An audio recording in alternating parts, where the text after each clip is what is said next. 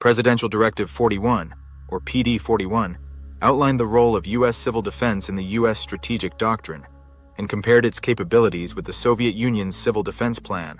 The Soviet system was considered more capable than U.S. plans, but U.S. officials found it insufficient to alter the strategic balance of the prevailing nuclear deterrent. If successful, civil defense could be one of the only technically viable methods to protect a population from a nuclear war during the Cold War, by relocating entire populations and disperse them across rural U.S. and Soviet territory. However, the U.S. Civil Defense Policy Update, published in December 1976, deemed the U.S. inadequate with a $2 million annual budget. The lack of ability to protect the U.S. population could affect the willingness to react to Soviet threats, and an effective Soviet program would pose problems for U.S. strategic objectives and weapon acquisition and employment policies in the future.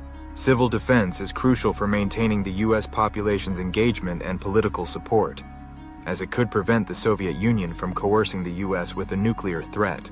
The updated strategic nuclear doctrine in PD-59 included PD-41, which reasserted the role of U.S. civil defense in the strategic balance.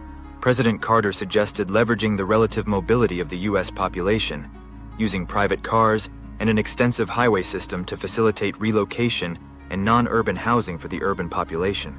However, a more significant civil defense program that included preservation and sustainment of the population and industry to rebuild after a nuclear attack would be prohibitively expensive and destabilizing to nuclear deterrence. U.S. policymakers in the 1960s were correct in recognizing that civil defense was insufficient to maintain a functioning society and could lead to destabilization.